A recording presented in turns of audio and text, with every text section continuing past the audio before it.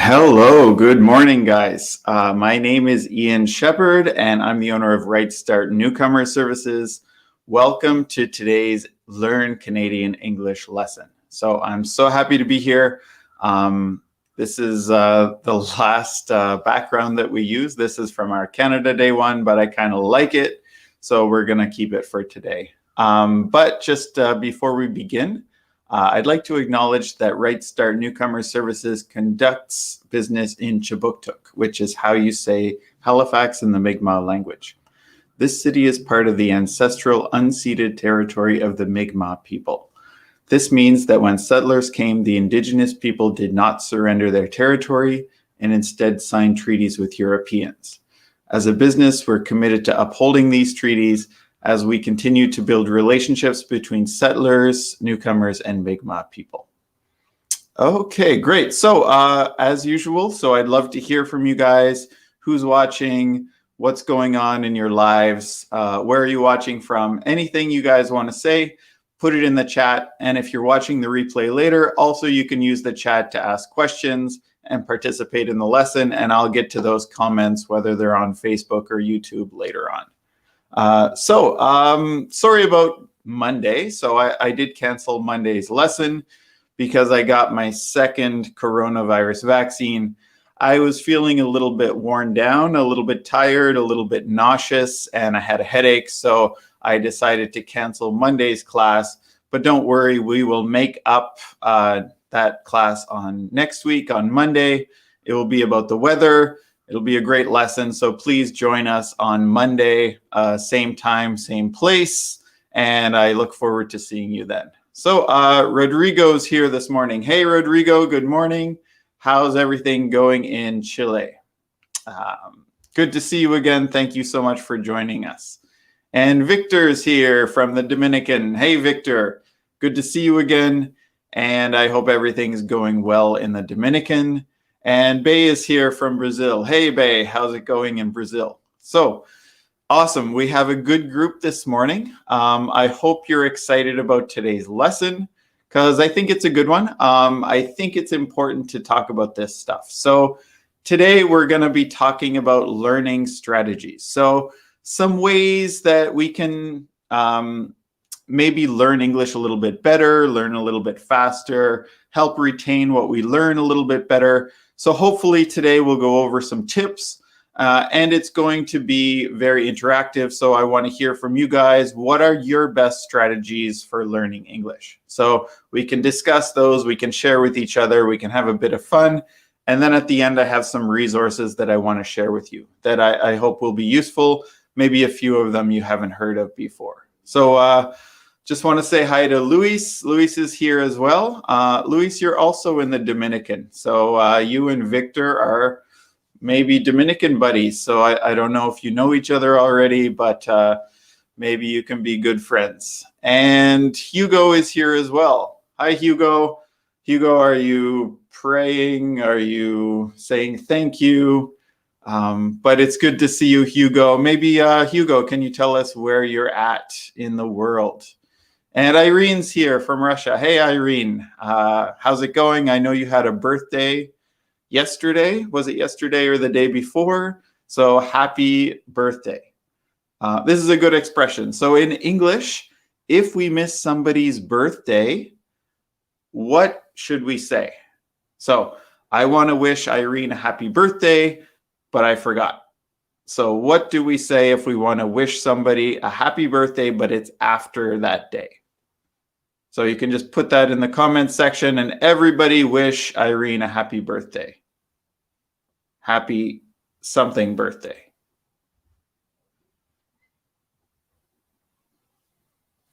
Does anybody know that one?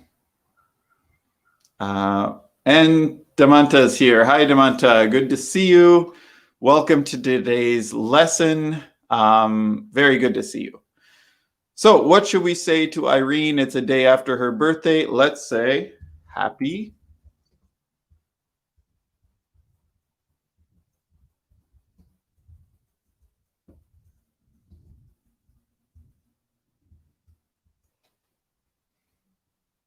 I don't see anybody commenting with the right answer. So We should say this. We should say happy belated birthday. So belated means that it was her birthday yesterday or the day before. We missed it.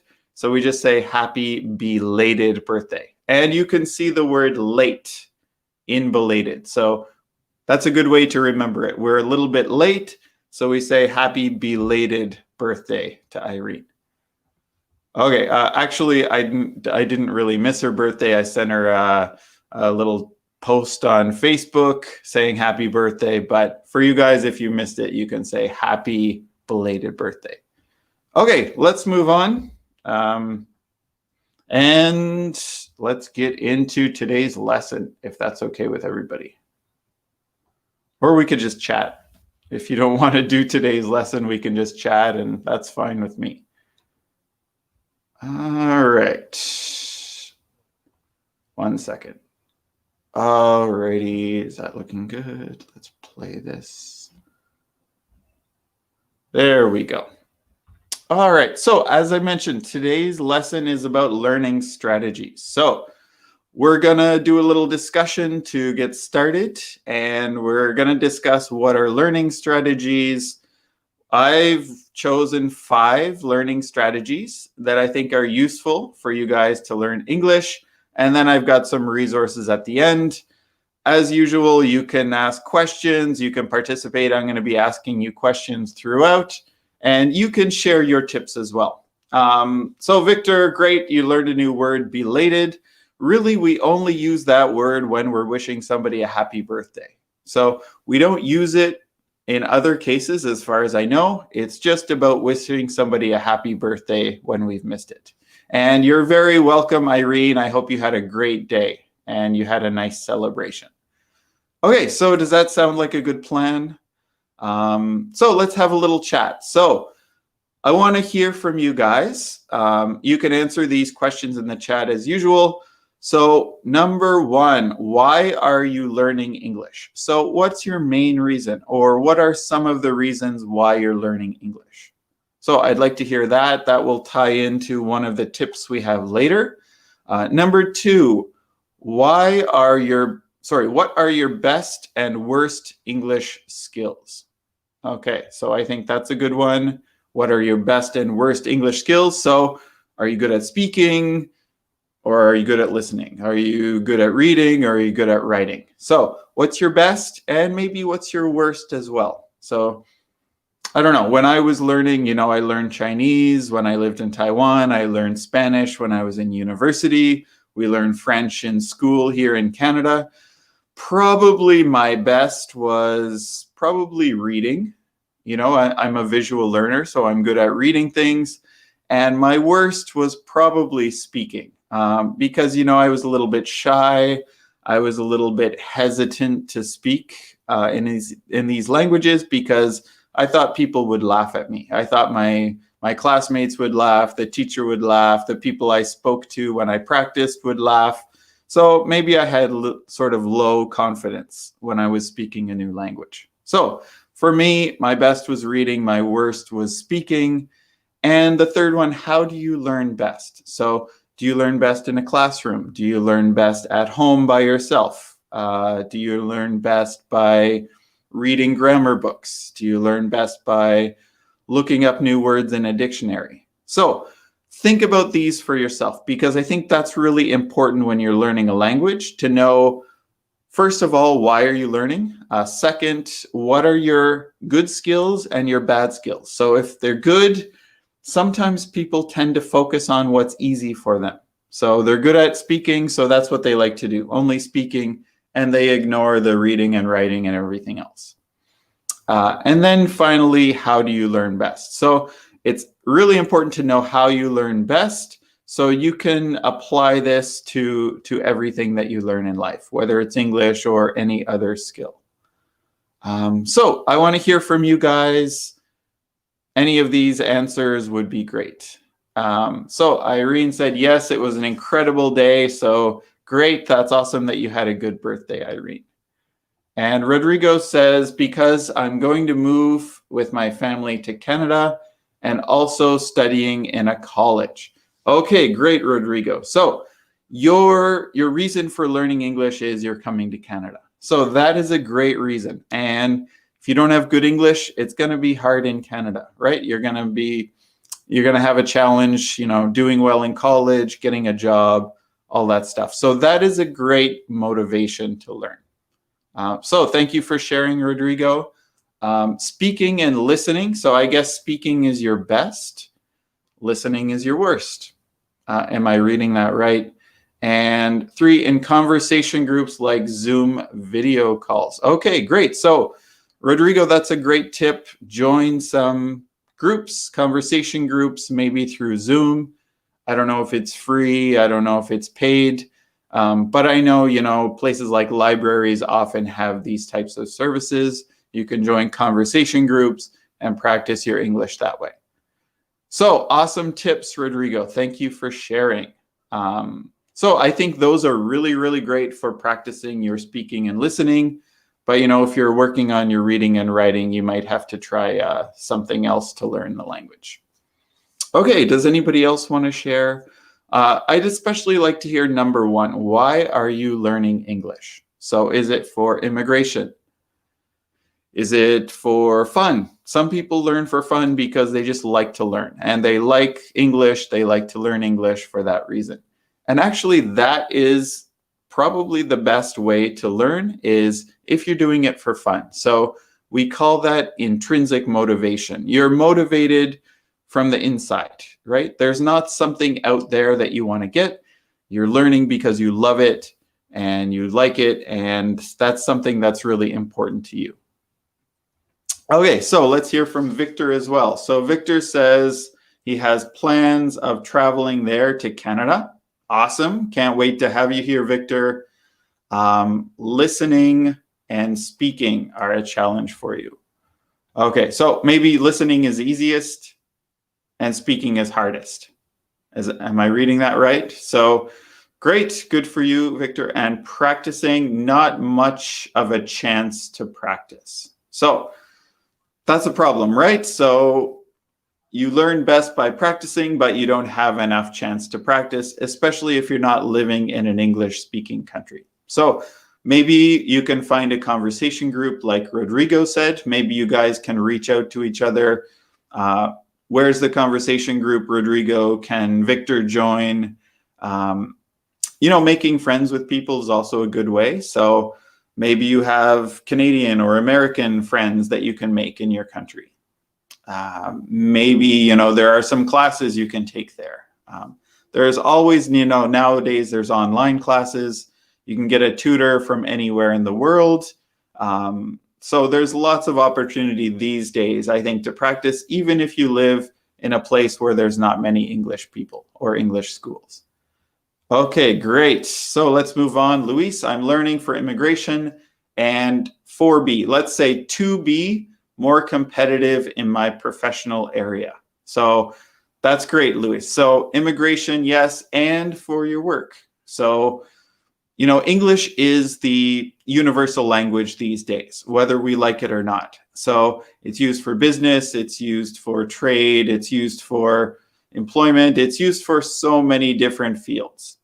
And if you don't speak English, you might be left behind. So if you're competing against people in other countries or even within your own country, speaking English can be a great asset. So maybe it helps you make more money, get a better job, that type of thing. So that is a great reason for learning English. Okay, and Jose said, good morning from Mexico. Hey, my reason to improve my English is to apply for orderly care work at Canada. Let's say in Canada, or orderly. Oh, so like in a hospital. So an orderly is somebody who works in a hospital, or do you mean elderly? Elderly is like an older person. So elderly or orderly? I don't know, one of those two. And my worst skill is writing, and using YouTube is the best. Okay, so I agree. YouTube is an awesome resource, especially for listening, but also for reading. also for some different things. Even writing, you can write comments. Worst skill is writing. That's a tough one to practice. So you can practice writing on your own, but it really helps to have somebody who can check that writing with you and help you improve it. So there are some programs you can use. One is called Grammarly that can correct your spelling and grammar.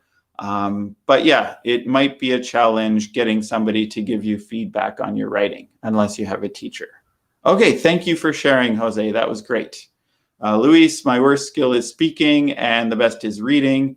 And I think watching videos is the best way that I can learn English. Yes, so videos are great. So like we said, YouTube is great. Now you can use the subtitles at the bottom so you can read along with it. Yeah, YouTube has so many different things. English lessons, songs. There's a million things in English on YouTube that you can check out. Okay, great. Thank you, Luis. And long-term facility. Okay, so Jose, you meant that you want to work in a long-term facility in Canada, working with maybe elderly people as a caregiver. Okay, that's great. Watching is the best. And Irene says, I like English. My relatives and friends live in Canada, US, and England. We use English to communicate. So let's say to communicate there, Irene. Great. So communicating with different people, maybe they're your family, friends.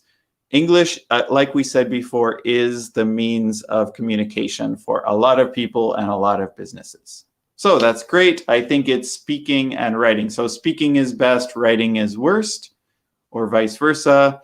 I learn best when I conversation and watch movies. So when I speak to people or have conversations, and watch movies. So movies are great. So movies, songs, TV shows, all of those things are a great way to get a lot of exposure to English. And that's super, super important, as we'll discuss later.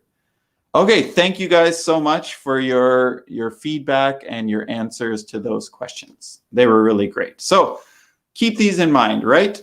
Always think about why you're learning English. And we'll talk about that. I think that is one of our first strategy that we'll discuss.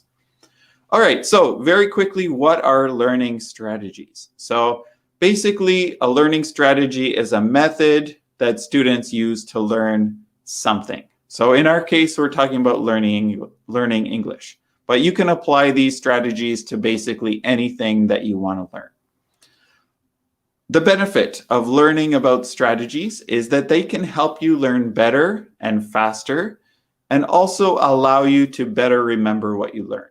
So everybody wants to learn faster. Everybody wants to find a new way to learn something. So learning strategies are a great way to help you.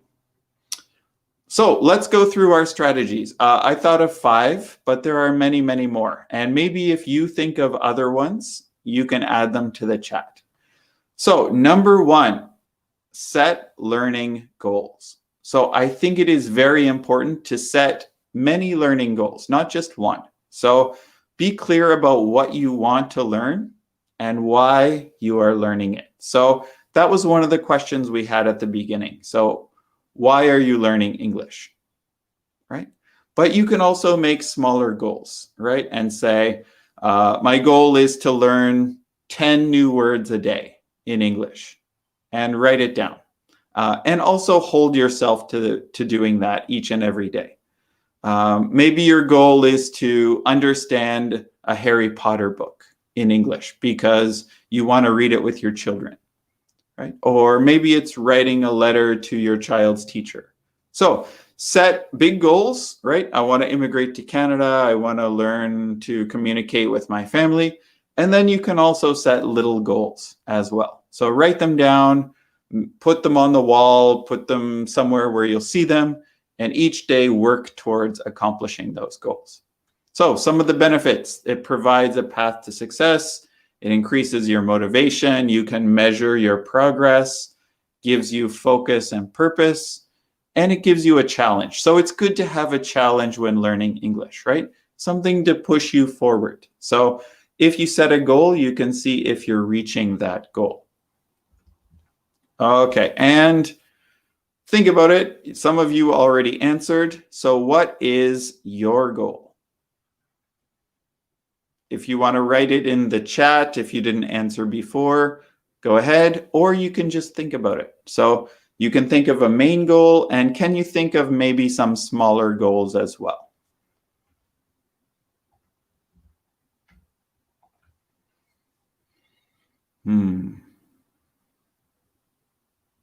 Yeah, I am talking about what's your English goal, not how many millions of dollars do you want to make, or you want to marry a beautiful woman or something like that. So we are just focused on English goals. What's an English goal that you have? Maybe it's a small one, right? Understand a Britney Spears song, or sing karaoke with my friends in English. Okay, so it's great. Set a goal, have many goals, and work towards achieving those goals every day. Okay, perfect. Number 2, I like this one a lot. Use repetition. Does anybody know the name of the bird in the picture? And why would I have a picture of this bird for this tip?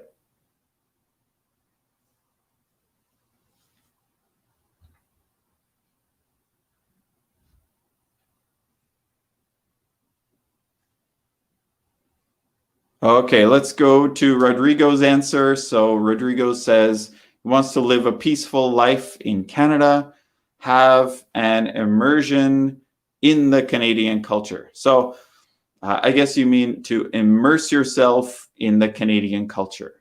Great. So, to do that, probably you need English, because English is the most commonly spoken language here. Most people speak English in conversation outside of Quebec and a few other places in Canada.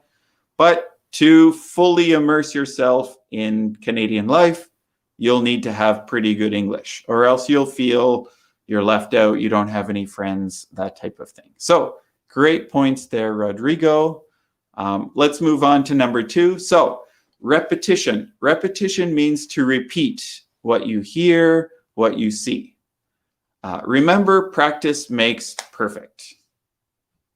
Okay, so we have an answer here. Jose says it's a parrot. Very good. So yes, I looked for a picture of a parrot because parrots hear something and they repeat it, right? They repeat what they hear, and eventually it sounds like they're actually speaking the language, but they just know what they hear and they don't really know what it means. So I want you guys to be like parrots. Victor says, cause that bird repeats sounds and learns them by repetition. Exactly, Victor. So that's what I was going for. This bird listens, repeats what they hear, and it actually sounds like they know the language, or they can sing songs or things like that. But repetition is very important. So if you repeat something enough, it will go into your subconscious mind and it will become a habit, right? So that's what you want with English. You want to be able to understand and say things without really thinking about it, right? If somebody says, hey, how are you? You've heard this so many times that it's automatic. And you say, pretty good, how are you? Or fine, thanks for asking. These very common expressions, you want to be able to say them quickly without thinking about it. So repeat it. Hear something, repeat it. Try repeating words, phrases, songs. Songs are really good for repetition because, the main part of the songs, the chorus, they might repeat it 5, 6, 7, 8 times during that song. So that is a great way for you to practice. You'll also improve your pronunciation a lot by, repeating these songs over and over, singing along. Maybe you're out for a walk or run, listen to English music, sing along, or you can listen to conversations as well. So listen to a conversation, repeat what you heard. Listen to the next part, repeat what you heard. And another good idea is for spacing out intervals. So this really helps when you're learning vocabulary. So learn a new word and then test yourself on it. Repeat that word maybe every day. And then after a while, it's every 2 days or every 3 days or every 5 days.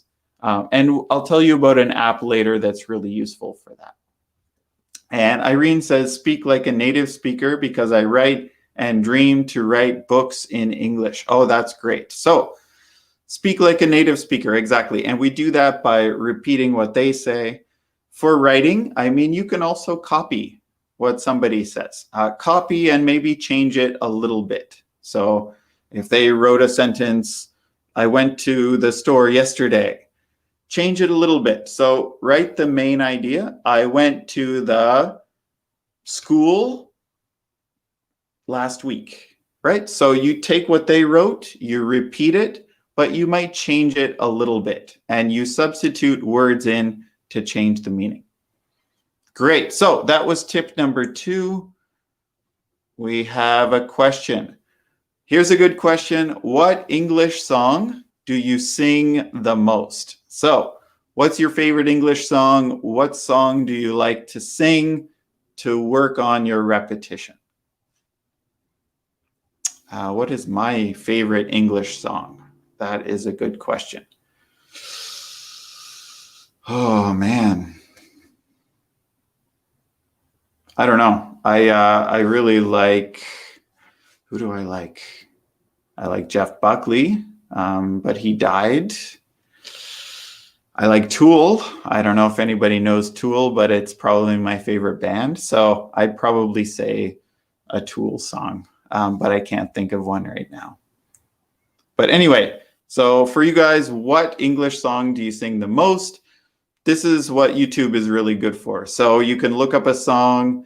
You can also get the subtitles or the lyrics. If it doesn't have the lyrics, you can search for the lyrics separately, listen to the song, hear the lyrics, and then practice singing along as well. Okay, great song, Rodrigo. So Angie by the Rolling Stones is a really good song. I know that one.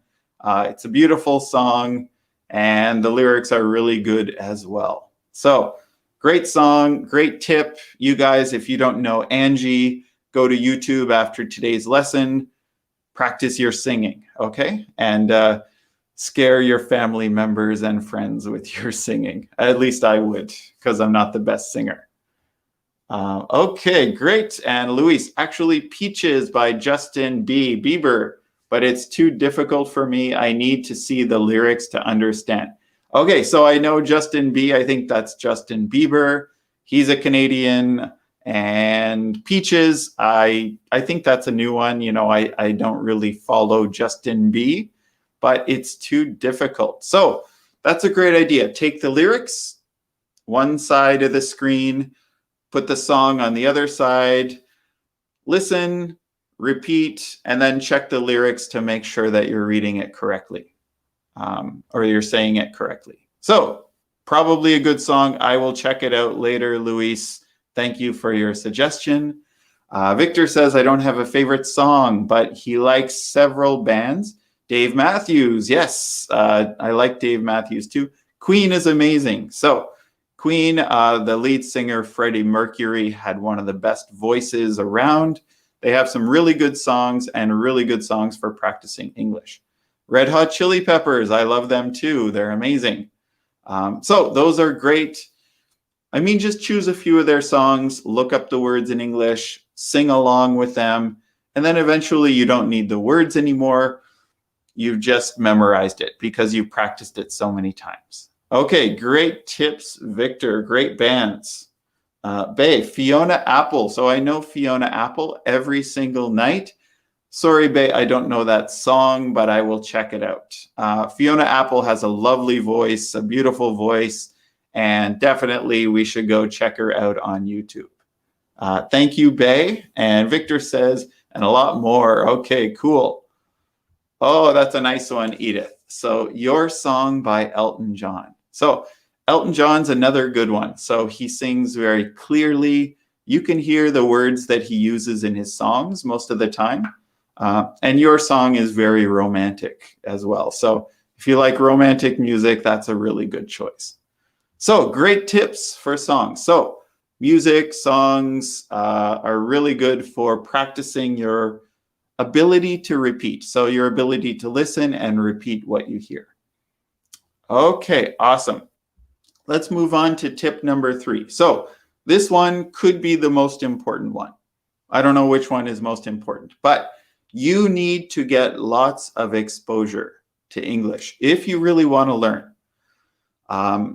They say, I don't know, thousands of hours in total of exposure to a language. So exposure means that you see it, you hear it, you're around it, you're writing in it, you're saying it, you're speaking it. So all of these things will contribute to learning the language.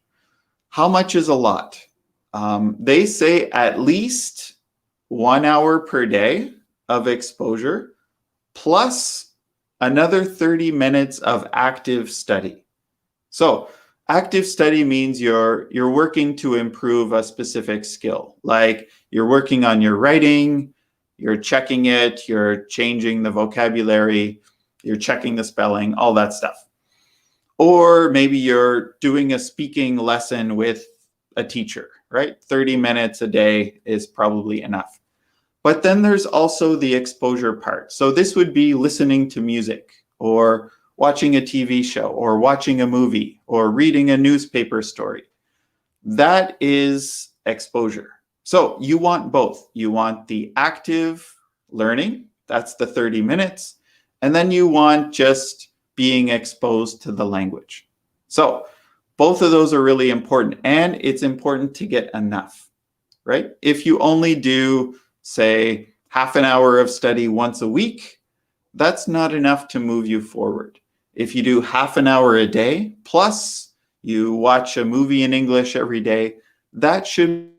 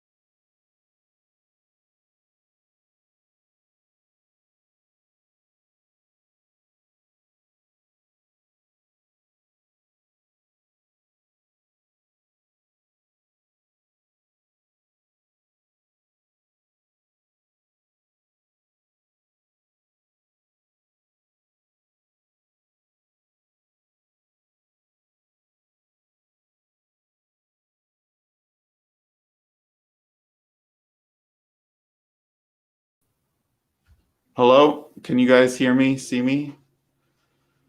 We had some technical difficulties.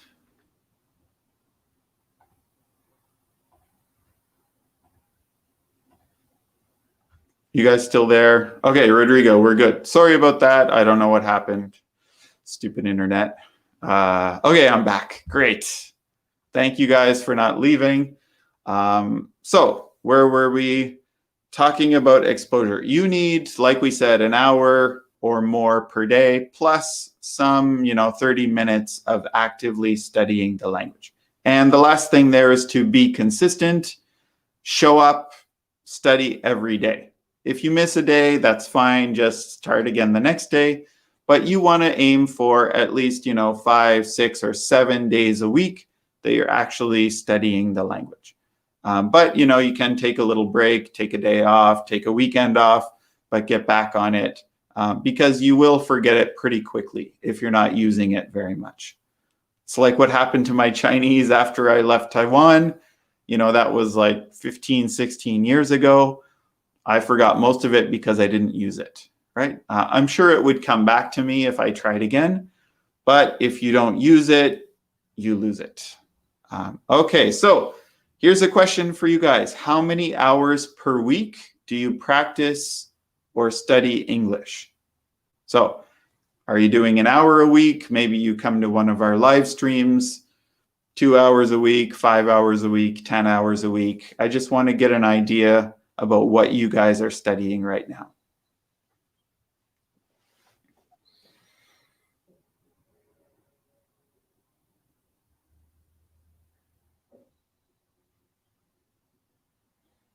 And while you guys are answering this, there's a big myth about English that you have to be really young when you start learning a language. And that's not really true. I mean, there are some benefits that children have to learning a language. So if your children start learning English at 3, 4, 5 years old, they're going to learn it. They're going to have a really good accent. They're going to not make any grammar mistakes. So they will be able to learn the language perfectly. Whereas an adult, so if you start learning English when you're 20 or 30, you can still learn. And actually, you can learn faster than a child because you have strategies, right? You've already learned a language. Now you can apply those strategies to learning a new language.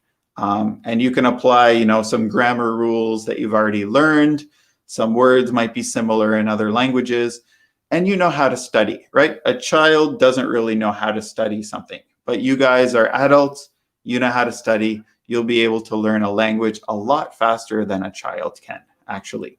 But the only problem is you guys might have an accent. So when you're speaking English, you're always probably going to have an accent, right?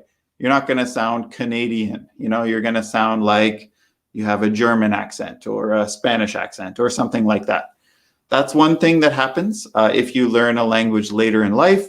The other thing is grammar. Probably your grammar is never going to be perfect as if you had learned when you were a child. So you're still going to make little grammar mistakes with words like or the, maybe forgetting the S on a plural, things like that. So grammar, pronunciation may always stay with you, but everything else you can learn faster than a child. Okay, so wow, we have a famous guest. Grumpy Cat is here. That is awesome. I didn't know Grumpy Cat was watching, or else I would have dressed up a bit more. So Grumpy Cat does 7 hours per week of English. That is awesome, Grumpy Cat. So that is perfect. So an hour a day is pretty good. Like we said an hour and a half is even better. So that would be what, how many hours a week? Yeah, like 10 and a half hours a week would be ideal. So Grumpy Cat, if you really want to learn English, you can bump that up a little bit more, and hopefully that will help you improve. Okay, thank you, Grumpy Cat. Victor, I have a daily dose of 3 hours, but just listening and writing. Victor, that's amazing. That is a lot of English. So that's like 21 hours a week. You should be seeing a lot of improvement. So, but if you're only focused on listening and writing, maybe throw in some reading and try to get a speaking partner. So if there's somebody that can help you practice your speaking, that would really benefit too. So you might want to maybe reduce a little bit the listening and writing and improve the speaking and reading that you're doing. Okay, great, Victor. That's awesome. 5 or 6 hours a week, that's okay, Luis. But yeah, if you can bump that up a little bit, maybe listen to, more podcasts or more music in English while you're working out or something like that. Maybe you can increase that to, closer to 10 hours a week. And Rodrigo, nowadays I try to watch and listen to everything in English, TV, music, videos, phone settings. Okay, so that's a good tip. Switch your phone to English, right? That way, whenever you go on and mess with the settings, everything will be in English. All the pop-ups will be in English. Yeah, music, videos, TV. There's so many good TV shows. Maybe if you have Netflix, should be able to access a lot of English TV shows, or other websites, you can get that as well. 3 hours a week, okay, that's not bad. Edith says 6 or 7 hours, but it's difficult for me listening and speaking. So again, there's lots of resources for listening, but you have to find somewhere to practice your speaking. Even if speaking is practiced with a friend or family member who's also trying to learn English, that's great, right? What some families do is they'll have a dedicated English day or English time. So maybe supper time is a great chance for you to work on your English together. So maybe you could do it 3 days a week. Only English is spoken at the dinner table. So maybe you have food for 1 hour, only use English during that time. That way, you know, your husband, wife, kids, everybody does it together. And it's kind of like a game, right? So, you know, if you speak your native language, you have to put 5 cents in a jar or something like that. So find somebody to practice your speaking with. Could be family, could be friends, could be a teacher, could be a group in the neighborhood, it could be at the library. There should be somebody that you can practice speaking with. Okay, great. And the last comment here, Irene says, I don't know, K-N-O-W, no. I don't count because now I study 2 languages and I think from 7 to 14 hours a week. So that's great, but you're doing 2 languages and it is okay to do 2 languages at once. So say you're learning English and French, that's fine, right? The brain is able to keep those languages separate, but once in a while you might get confused. So that is great, Irene. I know you're very dedicated to learning languages. So let's move on. We've got 2 more before we end up for today. Number 4, my strategy is to test yourself. So testing yourself regularly will help you retain or remember what you learn. Try giving yourself a spelling, vocabulary, or grammar test. For example, also when you're listening or reading something, ask yourself, what did I read or hear? So ask yourself questions. What did I read? What happened? Where did it take place? Who was there? Why did it happen? So ask yourself those questions. Who, what, when, where, why? This will help you remember what you read or listened to, and also be able to express those things to somebody else. Also, you can ask for feedback from friends, family, teachers, coworkers, that type of thing. So let's say you're in Canada and you want to work on your English and you're already working. You can ask your coworkers to correct you. So say if I make a mistake, they can give you some feedback and tell you when you make a mistake. So don't be shy. You have to ask people. They will help you to fix your mistakes, I'm sure. So here's a good question. Who can you ask to test you? So if you want to work on your English, who can help you do that? So maybe you have a friend who speaks English. Maybe your wife is very good at English. Your sister, somebody like that. Or do you have a teacher? Maybe you already have a teacher or tutor that can help you.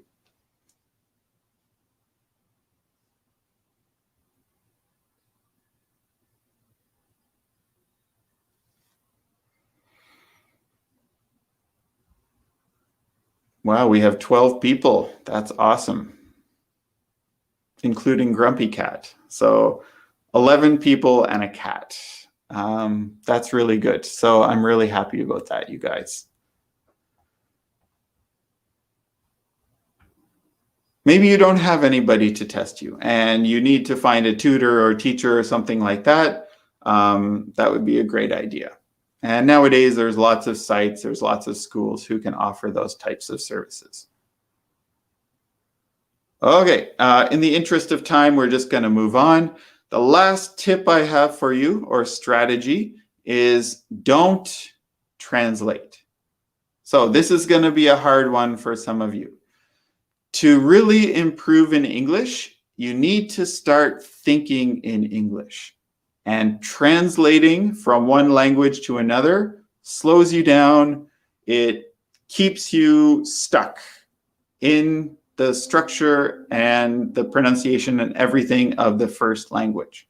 So I see this a lot with my students. even at a higher level of English, like, maybe CLB level 6 or higher, they're still translating a lot. And when they learn a new word, they write the Russian definition or they write the Spanish word next to it. Don't do that, right? If you learn a new English word, write the English definition. And that forces you to learn different words at the same time, right? So everybody translates at the beginning, except for children when they're learning the first language. Everybody translates. But once you get to a certain level, you need to stop, right? You need to put that away. That strategy is not helping you anymore. So what you need to do is start doing everything in English. Right? So reading in English, looking up a definition in English, talking to everybody, just using English, not falling back to your first language. This is going to help you a lot, but it's going to be hard. So it's going to be hard to put that away and go all in on English. Okay, so, but that's what you have to do, right? Eventually you have to do that, or else you'll always just be okay at English. So do you do that? Do you translate, or have you stopped translating? And Victor says he needs to find a new speaking partner. So if anybody wants to practice their English with Victor, maybe you can send him a message. You can exchange contact info, and maybe you guys can have a Zoom or FaceTime session and practice your English. Okay, I use tools like English Score by British Council. Okay, so I don't know that one. I'm going to write that down.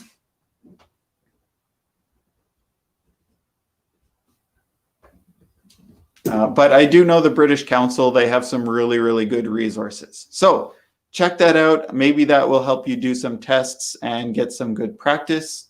Rodrigo said, Victor, try to make a conversation group with all of us. Ask Ian for permission.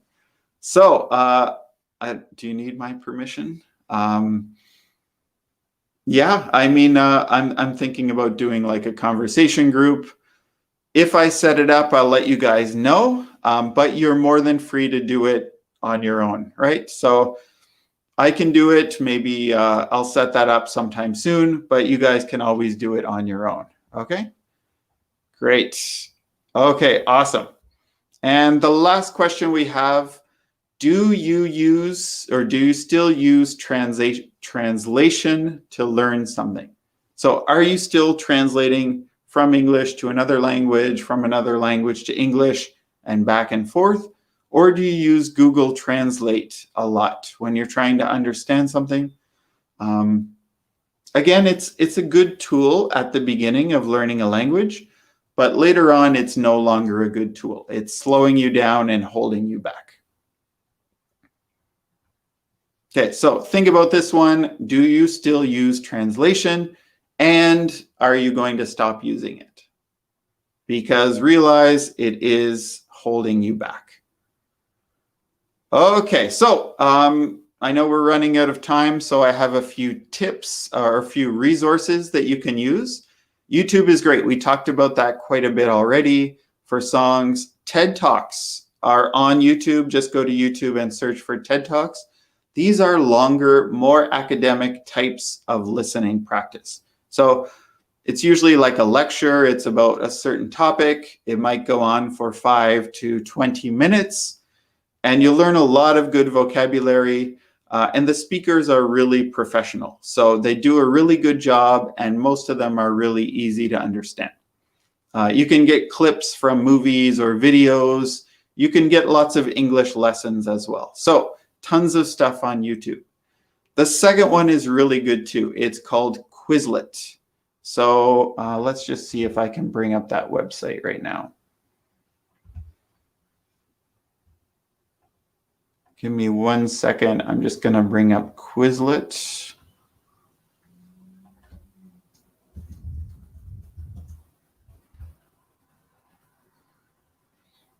Okay, so Quizlet is awesome for learning vocabulary, practicing spelling. It is awesome.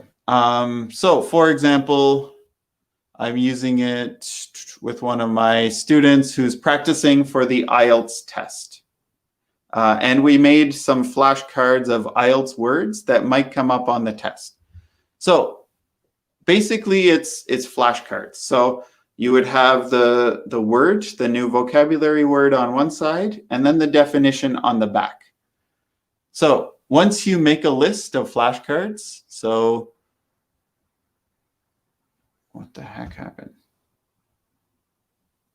Let's go back. Anyway, once you make a list of flashcards with the word and definition, it's really easy to do that. Then you can test yourself. So you can test your spelling. Right? So if you hear a word, Consciousness. say what? Consciousness. Consciousness. Consciousness. Okay, so one of the words is consciousness, and then you have to practice your spelling. So see if I can do it.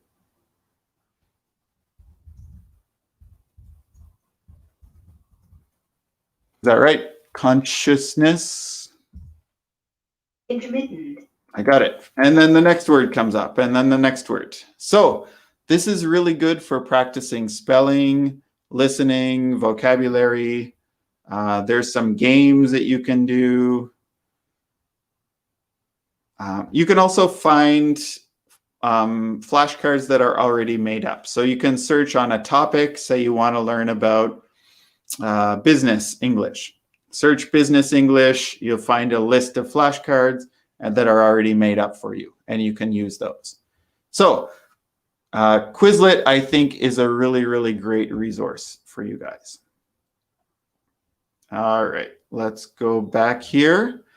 So the next one is VOA. That stands for Voice of America Learning English. They have a really good website that can help you practice your listening, reading.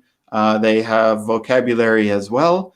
So these are really good. That's another really good resource. And they have different levels of English. So they have a beginner, intermediate, and advanced level of English that you can choose. So you might want to start at the beginner. If it's too easy, go to the intermediate. If that's too easy, then go to the advanced one.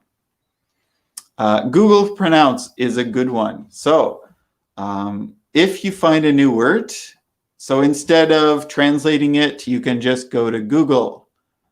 And let's say, for example, can you guys give me a word, any word in English?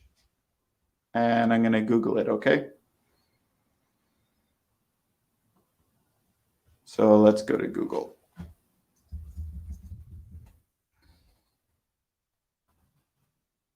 All right, so here's our Google site.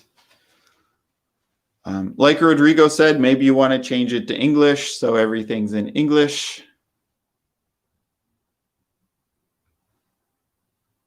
So give me a word in English, any word.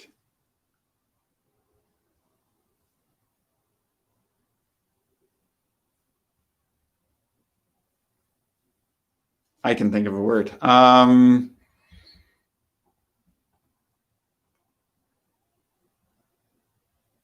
I can't think of a word.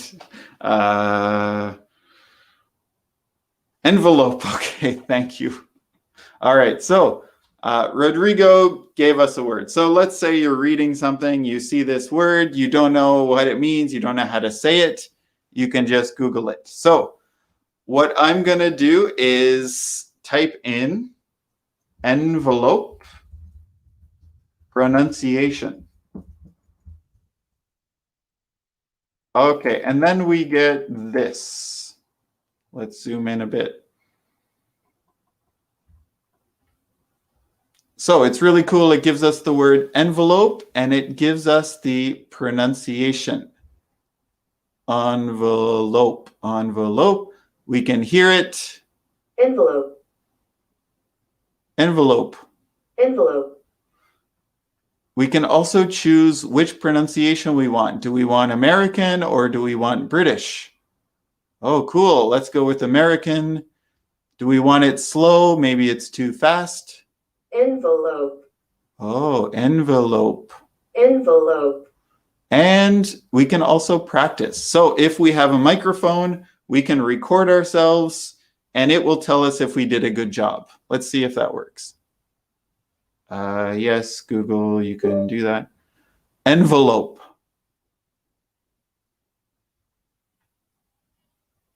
Did I get it? Good job. Hey, I did it. Okay, my pronunciation isn't bad. So we can do it. We have another word. Whoa, what's that one? Procrastinator. So same thing. We will put in procrastinator. Pronunciation. Here is how it sounds. Procrastinator. We'll listen to it. Procrastinator. Let's check out the British pronunciation this time. Procrastinator. Procrastinator. Procrastinator. Procrastinator. I'm used to the American spelling. Canadian and American pronunciation is pretty much the same, although spelling is usually the British way. So Canada's kind of in the middle between America and Britain. We're sort of, we're related to both of them. And make it a little bit slower. Procrastinator. Procrastinator. And see how we do. Procrastinator. Oh, didn't like that. Procrastinator. Good job. Okay, I passed. Awesome. And Edith says asymptotic. Is that a word? Okay, let's try it. Asymptotic. Oh. Maybe Google didn't know that one. I have a video. I don't know that one. Asymptotic. Asymptotic. That's a new one for me, Edith. So I don't know the spelling or the pronunciation for that one. And Victor says it's too robotic for me. Maybe it is. It sounds a little bit robotic, but if you just want to get the pronunciation, I think it can be useful, Victor. So good point. Okay, what else do we have? We have a couple more resources to share, and then we're donezo's. So the next one is using English. So this is really good for grammar. So it's got a lot of grammar activities. You can fill in the blank. It will check it for you. So this is a really good way to test yourself on grammar and vocabulary. And for those of you who are preparing for an exam, like the IELTS exam, this is a really good website. So I use this with a lot of my students, www.englishexam.org, IELTS. This is a really good resource. So they've got a lot of practice questions that you can do. They've got a lot of tests that you can do.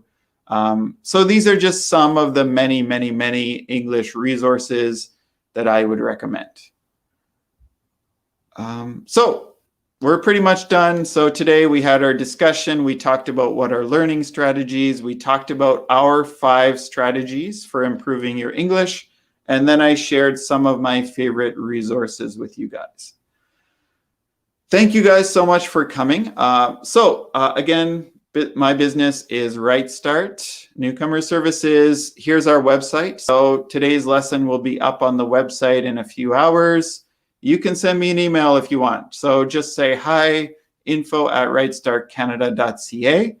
And Rodrigo, if I get that conversation group going, I'll let you guys know. And it would be cool to get some speaking practice, just to meet up with you guys, maybe once a week or once every couple weeks. And I will let you guys know. You'll be the first to know. And hopefully we can all chat with each other and practice our speaking and listening with each other. So, hey, Bay, you're very welcome. Thank you for coming. And I'll see you next week, I'm sure. Rodrigo, you're very welcome. I'm glad you enjoyed the lesson. You're very welcome, Irene. And you're very welcome as well, Luis. So, thank you guys so much, and see you next week on Monday. Bye-bye.